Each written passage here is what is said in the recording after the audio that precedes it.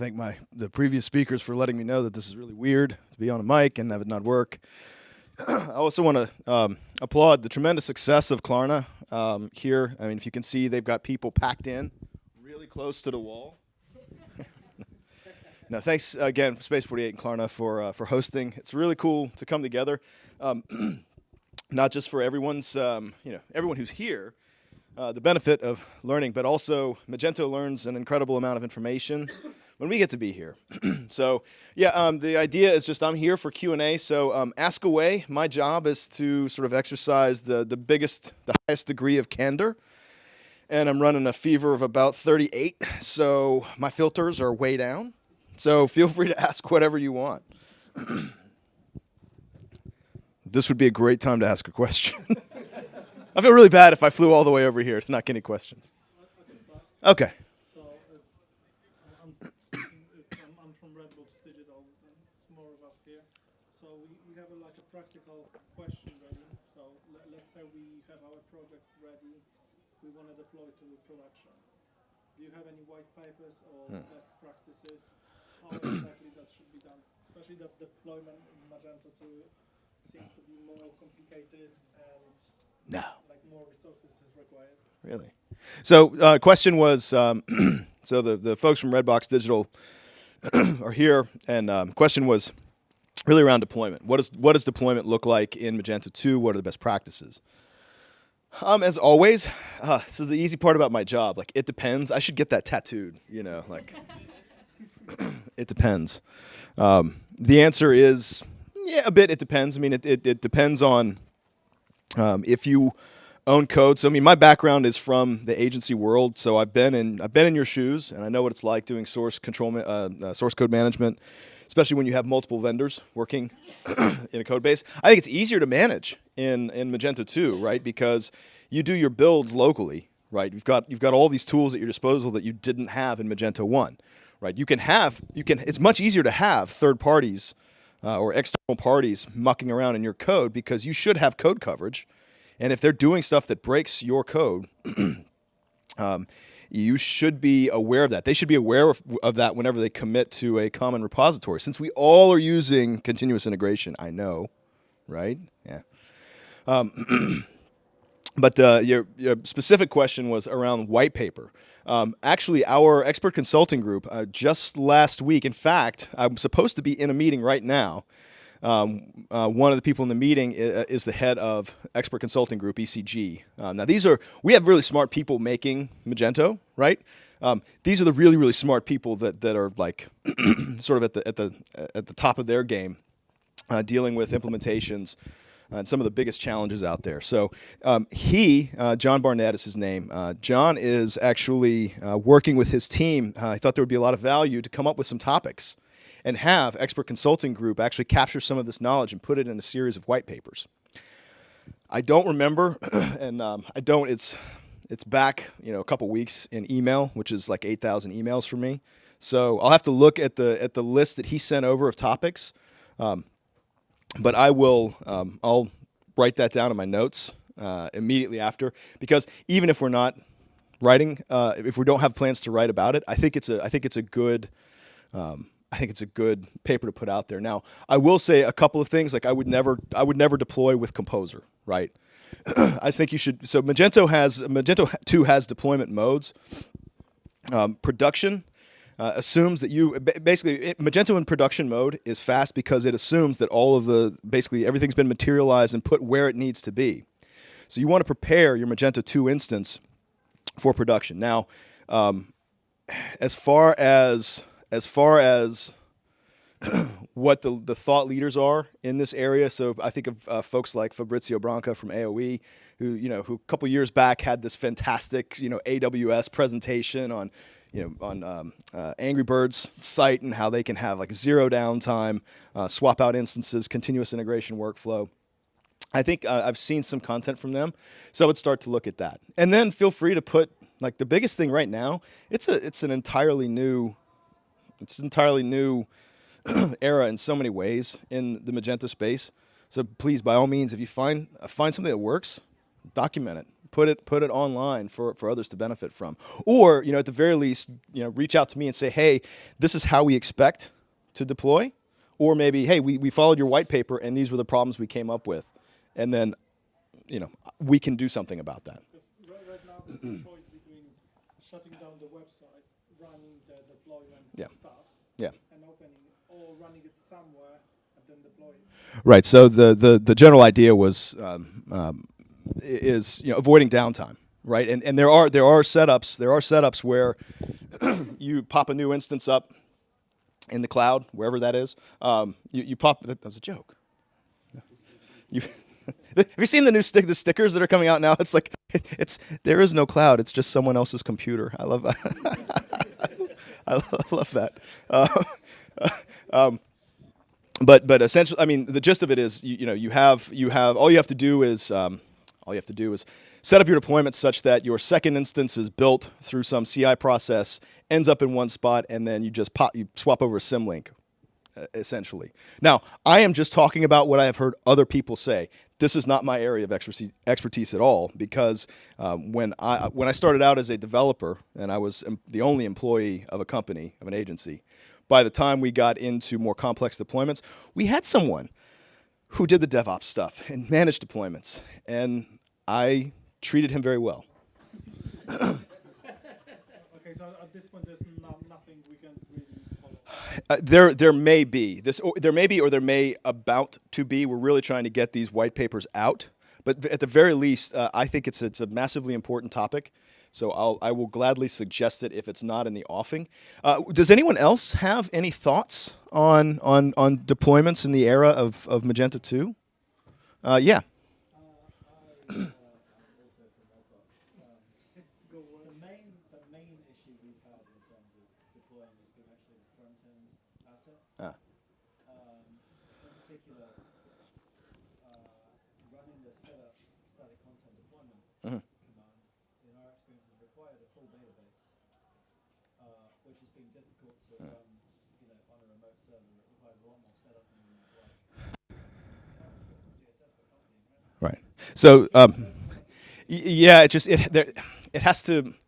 We love flexibility. We love flexibility to a fault. We love our flexibility to be flexible, right? That's one of the great things about Magento, but it's also, it does give us not quite Achilles heels, but it does kind of give us maybe some sprained ankles here and there.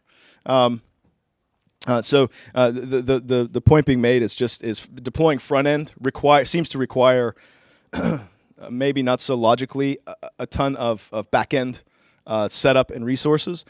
And I'd say if that is the case, one of the downsides of being the guy up on stage talking about this stuff is I'm no longer in the seat at the agency doing this stuff. So in your case, I'd say that's very good feedback for us to know about. I do know that we're looking at we are getting a lot of feedback in terms of generating themes. Fallback, especially when themes aren't being used, they still have to be materialized, and it adds a lot of time. This front end deployment adds a lot of time. So I'd say it's an area of improvement. By the way, we're truly a product organization. So the way we work, one of the things I'll do after this meetup is I will just do a brain dump into my phone, and I'll fire that off to a lot of the people inside the company. And one of the ways that the product team, and we have an excellent product team, one of the ways that they prioritize what to work on, or help the engineers prioritize what to work on, is from feedback. So if we know, for example, it is a real big pain to deploy Magento because of front end, and then we get a couple of other bits of feedback about front end, guess what? That actually adds some votes to front end for what we work on next. So this is exactly the kind of feedback to share. By the way, if you do have feedback, it's really easy to get in touch with me. I'm on Twitter a lot. And also I've got a new email address because we're a new company, ben@magento.com, finally. I've only been fighting for that for 5 years.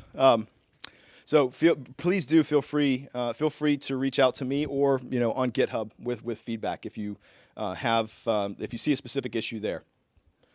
Cool. Next question. Yes.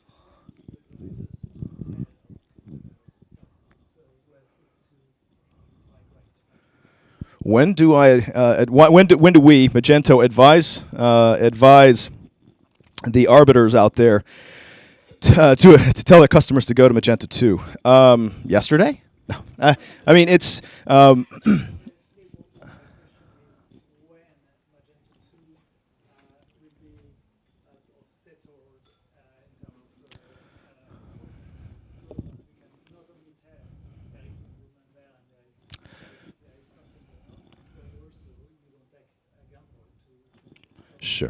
Sure. So the follow-up to that is when, when is Magento 2 settled, right? Theoretically, that is GA. I mean, we had a pretty extensive beta, merchant beta, where we were working with agencies, we were working with merchants, and so that we could kind of find those last little things and make sure that when Magento 2 was ready to launch, we had some working examples and we had working experience to go off of. For Magento 2, well, in a way, kind of it depends, right? Because there are a lot of advantages to being on Magento 2, right? You can start covering your code with tests. I did hear someone mention, but like, oh, my clients won't pay for that. I have something to say about that. Because we all know they're paying for it one way or another, whether you're testing or not, they're paying for it. But really, I think the code base in general is easier to work with. This is what I hear from people who've been working with Magento 1 for a while. They seem to, and I'm lucky that I have a community that isn't shy, really. And they'll give me opinion. They'll say, "Hey Ben, you're a really nice guy, but I think migration scripts suck the way they're implemented." They'll give it to me straight. And so far, we're getting a lot of good feedback on the Magento 2 developer experience. Plenty of room for improvement. So that said, one of the big advantages of moving to Magento 2 as soon as possible, we're coming up on our first quarterly release, right? So these are feature releases. And this is going to happen every quarter. For the foreseeable future, right? And so what that means is that, every quarter there's going to be new features that your client may or may not benefit from. It depends on what they need to implement, right? So Mitch asked the question about roadmap, and we're really, really close. Like, we actually have started putting our 2016 topics out there. What we don't want to do is say, okay, second quarter, this feature is coming out, and then have something come up and have people make business plans around that sort of delivery window, and then us not hit it. We'd much rather, ideally, yes, we would do that, but we'd much rather say, hey, we know in the next year, these are what we're prioritizing. So for Enterprise Edition, a really robust, functional staging and preview environment, enhanced CMS functionality. There's some other ideas being kicked around internally. And that's actually Paul Bavere, our head of product. He's really accessible, by the way, on Twitter. Product Paul is his handle. His video from Magento Live France from a week or two ago, he actually goes through some of these. He highlights some of these points. So these are the kinds of things you can take to your clients. Now, if your client has everything they possibly need right now, everything's perfect, hunky-dory on Magento 1, it's a little bit harder to say, upgrade for the sake of upgrading, right? Because there's investment, there's some risk involved. But eventually, what's going to happen is, we're not releasing more features for Magento 1. So there'll be quite a divergence between the Magento 1 offering, which is just static, and what Magento 2 offers. I'd say that's probably the easiest thing to explain to a merchant.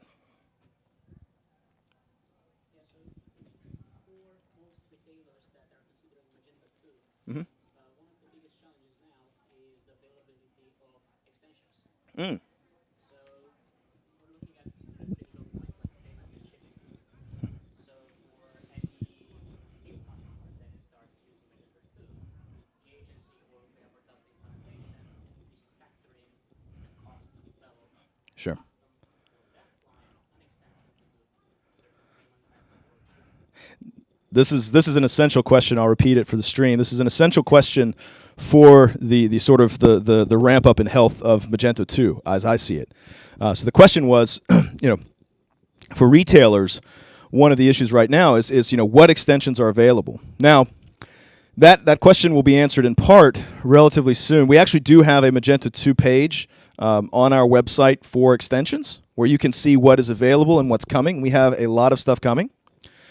We have been working to, I'd say, a great length and depth with some of our best and most significant module vendors to make sure that their stuff was ready for Magento 2. And they suffered us a lot of.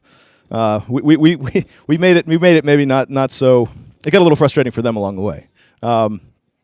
It's because we were so busy at the end of our release cycle to get Magento 2 out, and they've been patient with us. Really, people like Karen Baker from Web Shop Apps, Christoph Ringleff from Fuman fame. So a lot of these extensions, they're vital, right? You're not going to have a Magento implementation without those extensions. And one of the things I noticed recently, I was actually at Webwinkel which is Dutch for let's get together and talk about e-commerce, I think. Dutch is inherently more understandable after a couple of pints, I will say for sure. So I went to this great Dutch. Seriously, go to the Netherlands. This is fantastic. I went to this Dutch e-commerce conference, huge, right? Like 10,000 people, and yeah, I mean it's really grown. And I'm talking with the big shipping vendor and some of the payment vendors, and yeah, it's a problem because if you have a site, if you're an e-commerce merchant in the Netherlands, you're not going to have a site that doesn't offer PostNL shipping. It doesn't work in that market. You have to have that. So we're looking at. I'm not going to make any commitments on the part of the product team because again, that's not where I report up through. But we're aware of in so many different markets. So you're in Romania, but whether you're working with merchants in Germany, in Romania, wherever, there are specific payment vendors. There are specific payment vendors, shipping vendors. Thank you. That you have to have, and then there are some other offerings, and there's so many different ways that people pay and are accustomed to paying for things. You go to Hong Kong and people are just was it Hong Kong or Hong Kong, and people are using like. They order something and then they go into a store, like they go into 7-Eleven and pay. And it's just like, wow, like I would never think of this because I'm in the States. And yeah, in Brazil. So and I'm in the States, man. We don't do that. So this is really this is why we get out into the world and learn about this stuff. So all I can say at this point, this conversation is starting. I wish it had started sooner. We should have probably started this conversation sooner. But we also know, as do all of these vendors, they want to be in on the action too. So we'll find a solution. But if you all have any specific examples of like, hey, I'm in this market, you Yanks may not know about this, tell us about it. Just say like, hey, this is absolutely vital. How can we affect this? Because I've got no problem. I'm everywhere anyway, so I've got no problem. Getting on a train, popping over to like Luxembourg, and telling some Luxembourgish vendor that they need a Magento 2 extension. Yeah, Daniel. Klarna. Yeah, Klarna. Okay. So the question, Daniel, was, will Klarna integrate with Magento 2? I'd say it's entirely up to Klarna. You're the developer, man. Yeah, so again, it's well, and there are strategic discussions to have, right? Klarna's kind of a big deal. They've got a posh little office here, and also the Swedes like them too. So for these bigger relationships, so Magento makes money in a couple of different ways, right? If I can just reduce it down, general. So enterprise sales, like that's nice direct revenue, license sales. That's one way. We also have these really pretty substantial strategic agreements, and we're looking to do more and more of that, right? So we're a much more, our ability to move on these things is much more. We've got much more room to go and room to grow now that we're out from under eBay. So I wouldn't rule out strategic partnerships with with vendors in any place. I mean, if it makes sense, it makes sense. One of the things we were talking about earlier is the fantastic thing about Magento is we can release Magento. We can work our butts off, and we can say, here's Magento 2, and then go out to the pub. And no one does anything with it without agencies who not only know Magento 2 or Magento, who also know how to work with, they know the local market. They know what the merchant needs. They know what the consumers want in that area. So that's one of the key things. That's what I'm sorry, Sam. I'll stay over here. That's one of the key things that that for me it makes my heart warm. It allows me to be sick as a dog, but still get really fired up about talking about Magento. Is that all of these relationships that we have with agencies, with vendors, it's what makes Magento 2 actually work for the merchants. We know that. As a company, we know that. We know that our success, our mutual success is tied together. And as long as you see us acting out of that knowledge, then you'll know that we'll go places together. All right. So the answer is yes. All right. Yeah, we got an online question from the.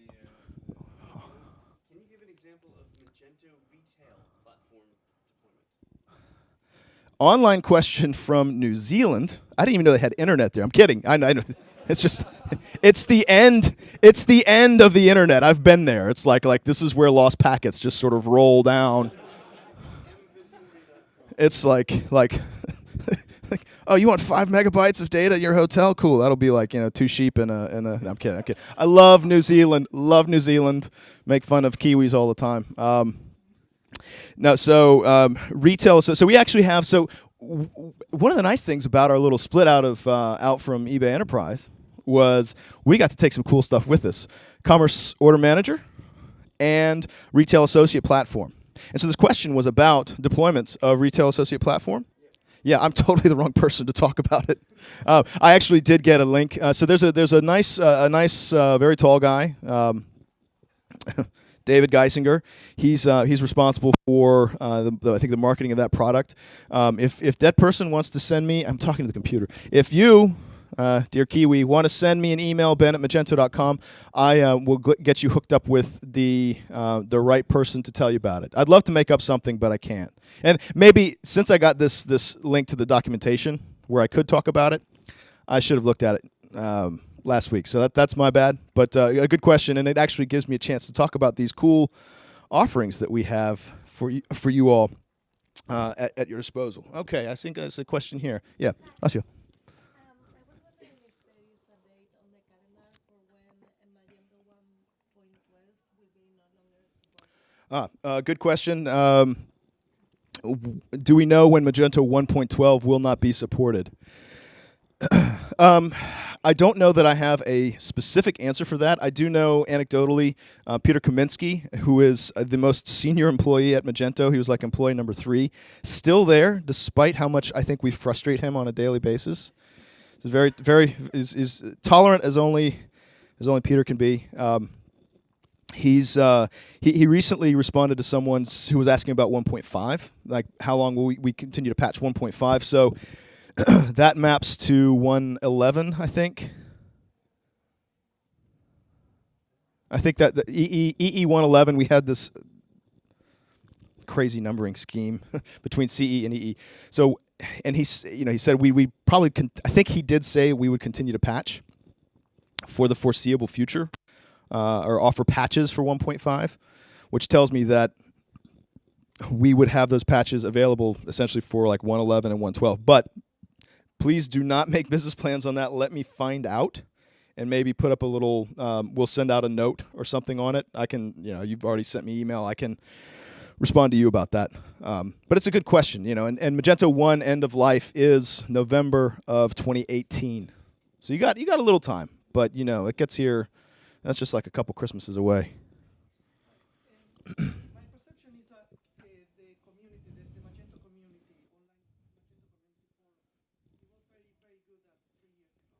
And then some changes in the website made the people go away. Huh. Like if you check that 3-4 years ago, a question was very good because it was like a point where the people could, grow in a way. And my perception is like a lot of these people move away to other platforms because of these troubles in the immigration and the things. Yeah. Do you have any plan in terms of move the community in an active way, like with moderators or with like trying to put a bit of Did we resources there? did we pay you to ask that question?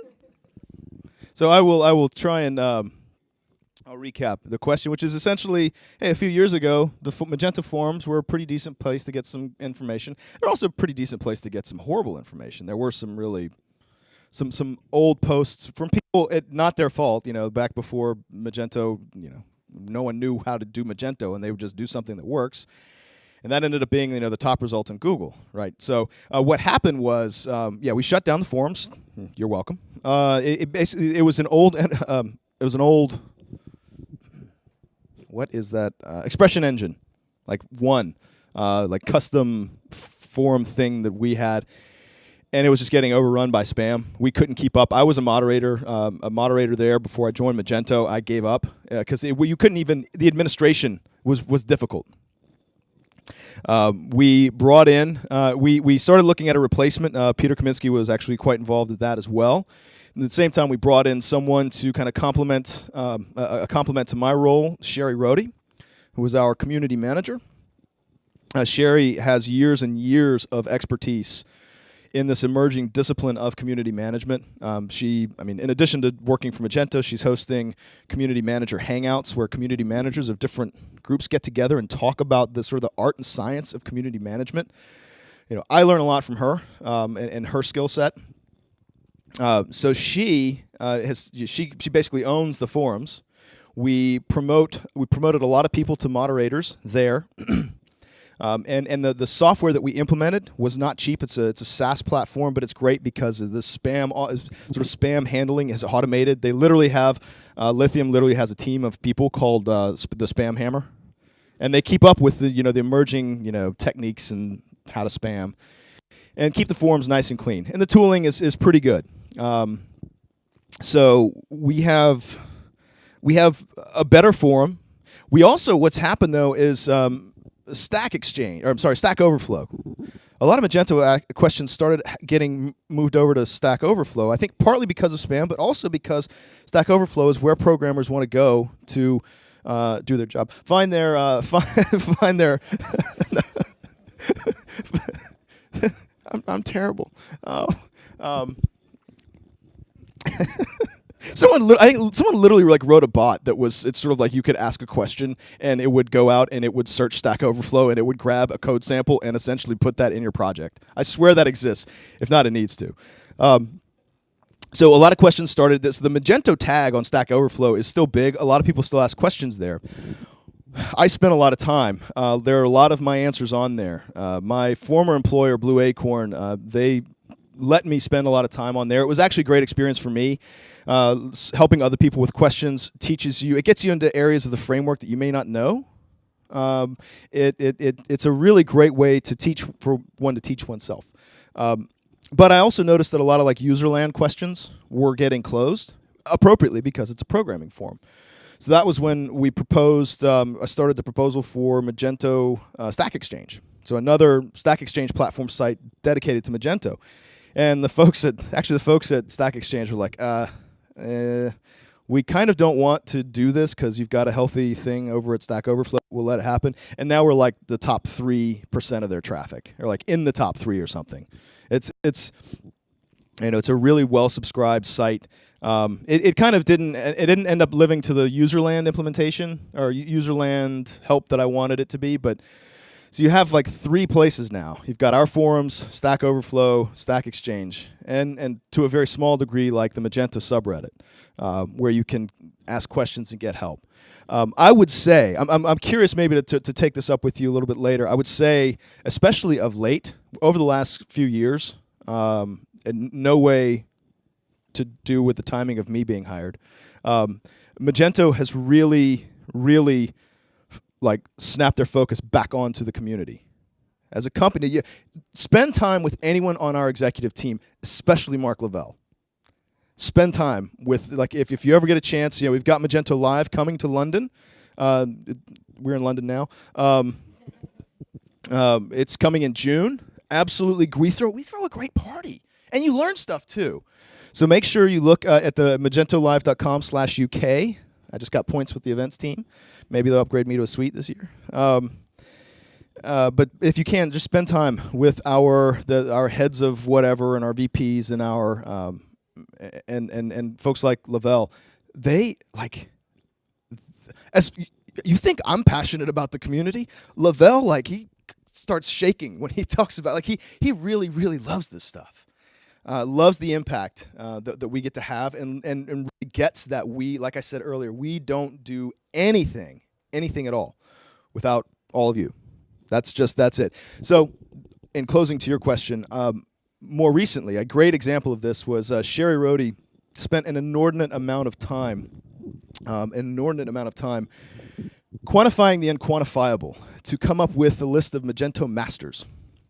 And these are mentors, movers, and makers are the three kind of categories. And so we just come up with this internal set of criteria, and we're looking at all sorts of things like blog posts, talks delivered, contributions on GitHub, contributions to our documentation, which is online, and you can contribute to it via pull requests as well. There are lots of different criteria, and just came up with this sort of algorithm. It's a massive spreadsheet that kind of, where we just enter these data points and see where people kind of shake out. And this is a way to really recognize some of the really top band of people who are spending a lot of their time that they're probably not even being, paid for, to contribute to the overall well-being of this community. I think it's a really great example of us, giving recognition, and also, but see, it's the real secret, of course, is that we're going to give them, this group of folks, a little bit bigger internal access.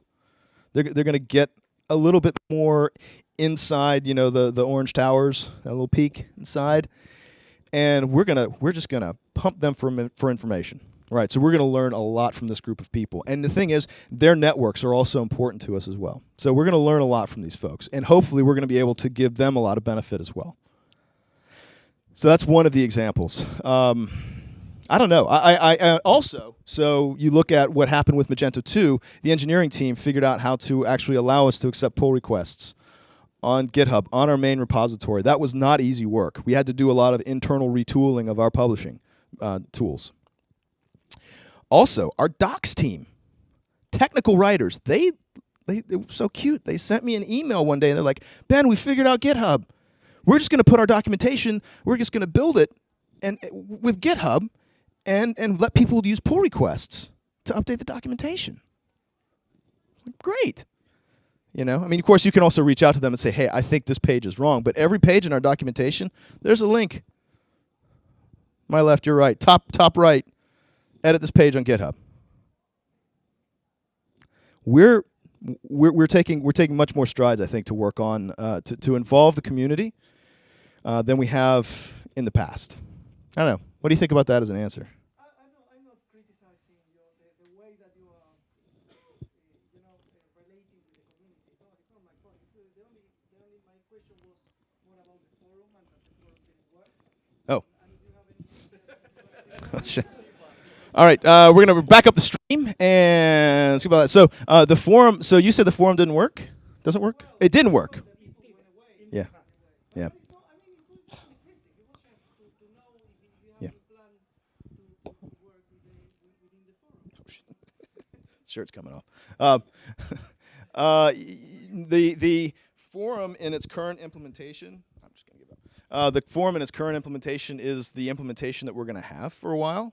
So if you see the current forum is having some problems, reach out to Sherry, SHERRIE @magento.com. Seriously, she'll want to know if you have some suggestions.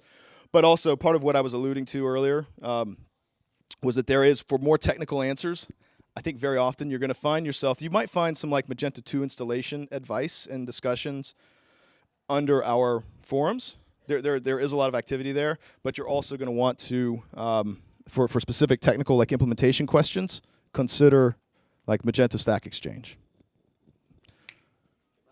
Last question. Uh-oh. Do you all have, do the four of you have the same question? That would be so awesome. I'll stick around for a little bit after, so we can ask questions. You're in a green shirt. I'll take your question. Yeah.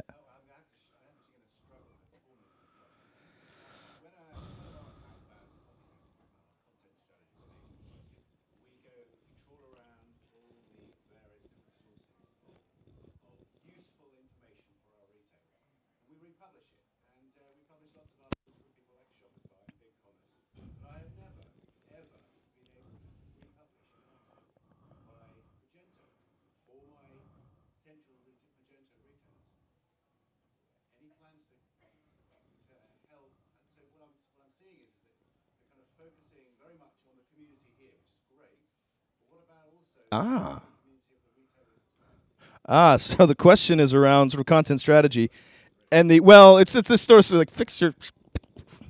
The rhetorical question was, Magento, hey, would you please give us some content that as an agency we can use to basically we can show the merchants that these folks, they get your business.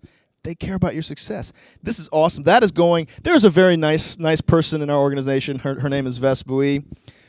She is part of our thought leadership team, our PR group. She is going to be very interested in the feedback. In fact, if she were here, I think she would be able to speak to our emerging content strategy. But your comment or question will go straight to her, and hopefully we'll redouble our efforts. You phrase it, by the way. You just said, yeah, I can do this with Shopify and BigCommerce, but I can't do it with Magento. Like, if you want to get our attention, it's like, what? Shopify? You just no. I'm kidding. No. Yeah, well, great platforms, and these platforms, all these they shouldn't be beating us at anything, right? We have a really awesome team. No one is in anyone's way saying you can't do this. If anything, we're all just super busy doing a lot now, and that I'm okay with that. But we just need to make sure that we're putting our effort where it matters. And so in this case, yes, let's get you some materials that you can use. So this goes back to content for the technical side of things, content for the merchant side of things. I guess I have to stop talking now. I was on a roll. Didn't I got like an hour? Have I been talking for an hour? Wow. Sweet. No, so thank you, guys. I will be sticking around. Speaking of sticking, there are stickers over by Sam right here. So please feel free to grab some. That's part of, I get paid by how many stickers I hand out. Thanks a lot. Thanks again to London Magento Meetup Group, Mitch, for helping organize this, Space 48, and of course, our excellent hosts with the most pizza, Klarna. And we'll see you around.